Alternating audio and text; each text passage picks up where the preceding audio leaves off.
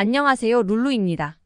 오늘은 미래에셋 자산운용에서 2024년 5월 21일에 신규 출시 예정인 타이거 미국 S&P 500 플러스 10% 프리미엄 초단기 옵션 ETF의 상장 일정 및 세부 정보를 소개해드리려고 찾아왔습니다.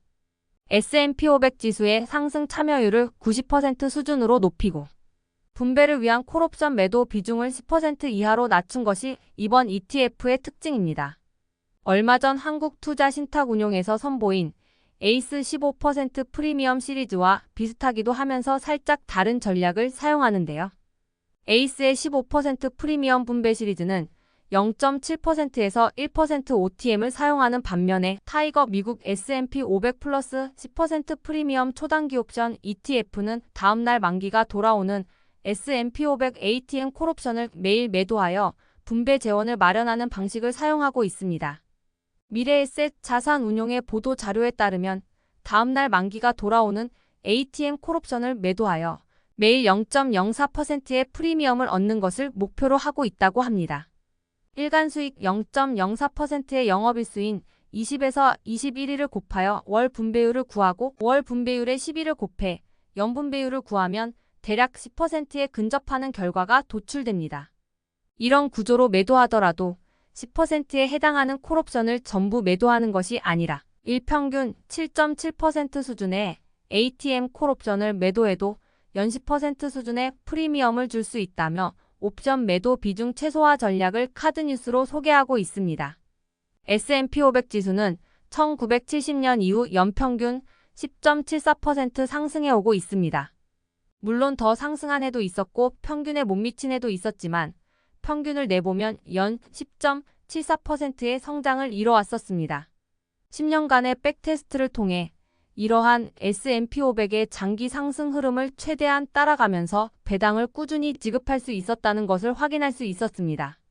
백테스트는 어디까지나 과거 데이터여서 미래에도 이렇게 될 것이라는 보증이 되진 않지만 어느 정도 검증은 통과한 셈이겠죠. 워렌 버핏도 대부분의 사람은 S&P 500에 투자하는 것이 가장 좋은 투자 방안이라고 버크셔 해서웨이의 주주총회를 통해 밝힌 적이 있었는데요. S&P 500 인덱스도 90% 가까이 따라가면서 추가적인 현금 흐름을 마련할 수 있어서 은퇴 이후 현금 흐름이 부족한 분들이거나 생활비에 보조가 필요한 투자자 분들에게 상당히 적합한 투자처가 될 수 있을 것이라 보입니다. 많은 투자자 분들이 커버드콜이라는 용어가 나오면 투자원금이 녹는 투자인데 그걸 왜 하냐는 말씀을 많이 하시는데요. 초창기 1세대 커버드콜은 콜옵션의 100%를 매도하는 방식을 지금도 사용하고 있습니다. 타이거 미국 나스닥 100 커버드콜 합성과 QYLD가 그 대표적인 예입니다. 1세대 커버드콜 ETF의 문제점은 하락 이후 반등 시 거의 상승률 참여가 극히 제한되어 상승을 따라가지 못하는 문제가 있었습니다. 배당은 많이 주었지만 주가는 말 그대로 녹았습니다. 하지만 최근 나오고 있는 커버드콜 ETF들은 여러 가지 시도를 통해 한 단계 진화한 다른 모습을 보이고 있습니다. 콜옵션 매도 비율을 10에서 40%로 제한하고 초단기 콜옵션을 매도하거나 주간 단위로 매도하는 등의 여러 방법을 사용하여 분배율을 높이면서도 상승 참여율도 높이는 구조로 진화해가고 있습니다. 그런 면에서 이번에 출시한 상품은 설명한 대로만 움직인다면 상당히 괜찮을 것 같아 보이네요. 주요 투자 상위 종목이 텐텐과 겹치기도 하는데요. 텐텐에 없던 비만 치료제의 대표주자인 일라이릴리와 가격이 비싸서 쉽게 매수하기 어려운 버크셔 해서웨이 및 엑손모빌, JP모간, 비자 등의 기업도 포함하고 있습니다. IT 비중이 높긴 하지만 S&P 500을 추종하여 다양한 분야의 종목을 편입하고 있다는 점이 이미 나스닥 ETF에 투자하고 있는 투자자 입장에서는 장점일 수 있겠습니다. 기타 보수를 제외한 총 보수는 0.25%로 구성되어 있지만 실제 보수는 몇 달 운영된 뒤에 확인이 필요해 보입니다. 홈페이지에는 배당금 지급일에 대한 설명이 나와 있지 않지만 공시문서를 확인해 봤을 때 매월 말일이 지급 기준일인 것으로 확인되고 있습니다. 5월 21일에 출시하고 5월 말일에 배당을 지급하기에는 시기상 너무 촉박할 것 같아서 5월은 배당이 어려울 것 같아 보이고 6월부터 본격적으로 배당을 시작하지 않을까 하고 조심스럽게 예상해 봅니다.